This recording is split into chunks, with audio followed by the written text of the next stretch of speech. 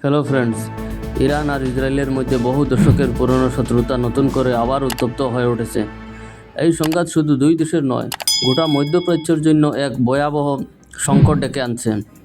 Israel ইরানের পারমাণবিক কর্মসূচি নিয়ে বরাবরই শঙ্কিত। ইরান বলে এটা তাদের অধিকার, কিন্তু গত 13 জুন 2025 ইসরায়েল আর যুক্তরাষ্ট্র যৌথভাবে ইরানের বেশ কিছু পারমাণবিক ও সামরিক ঘাঁটিতে আঘাত হানে। এই হামলায় ইরানের ফারদো, নাতানজ ও ইস্ফাহান এর ইউরেনিয়াম সমৃদ্ধকরণ কেন্দ্র লক্ষ্যবস্তু হয়। ইসরায়েল দাবি করে তারা ইরানের পারমাণবিক কার্যক্রম বেশ বড় রকমের ক্ষতিগ্রস্ত করেছে। এরপর ইরানও চুপ করে থাকেনি। তারা সিরিয়া ও লেবাননের হিজবুল্লাহকে দিয়ে ইসরায়েলের বিভিন্ন সামরিক ঘাঁটি এবং শহর লক্ষ্য করে একটানা 12 দিনের ক্ষেপণাস্ত্র ও ড্রোন হামলা চালায়। ইসরায়েল জানায় এসব হামলায় প্রায় 90% প্রতিহত করা হয়েছে। ইসরায়েলের নিরাপত্তা বাহিনীও পাল্টা বিমান হামলা চালিয়ে হিজবুল্লাহ ও ইরানের বেশ কয়েকজন উচ্চপদস্থ কমান্ডারকে হত্যা করে। ইরান এই ঘটনায় ক্ষুব্ধ হয়ে বলে তাদের জাতীয় নিরাপত্তার জন্য এটি সরকারি হুমকি। ইরান এই ঘটনায় ক্ষুব্ধ হয়ে বলে তাদের জাতীয় নিরাপত্তার জন্য এটি সরাসরি হুমকি।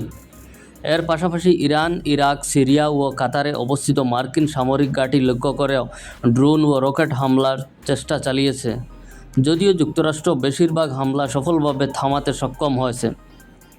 এদিকে ইসরায়েলের একটি F-35 যুদ্ধবিমান ইরানের অভ্যন্তরে ঢুকে অভিযানের সময় টেকনিক্যাল সমস্যার মুখে পড়ে, তবে সেটি কোনোভাবে সফলভাবে ফিরে আসে।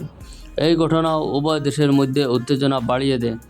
পাশাপাশি ইরান বলছে আন্তর্জাতিক আণবিক শক্তি সংস্থা IAEA এর পরিদর্শন কার্যক্রম এখন থেকে কঠোর শর্তে চলবে।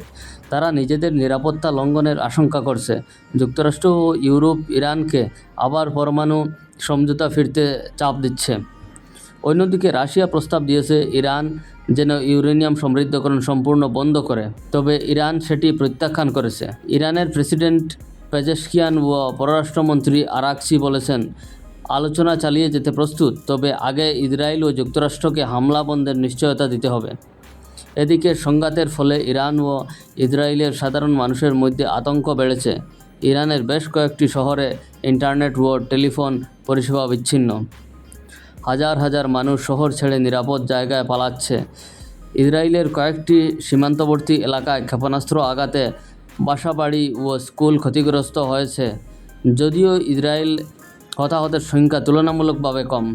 জাতিসংঘ, ইউরোপীয় ইউনিয়ন এবং মধ্যপ্রাচ্যের অন্যান্য দেশ এই উত্তেজনা নিয়ে উদ্বেগ প্রকাশ করেছে। ভারত অপারেশন সিন্ধু চালিয়ে ইরান থেকে তাদের নাগরিকদের নিরাপদে ফিরিয়ে এনেছে।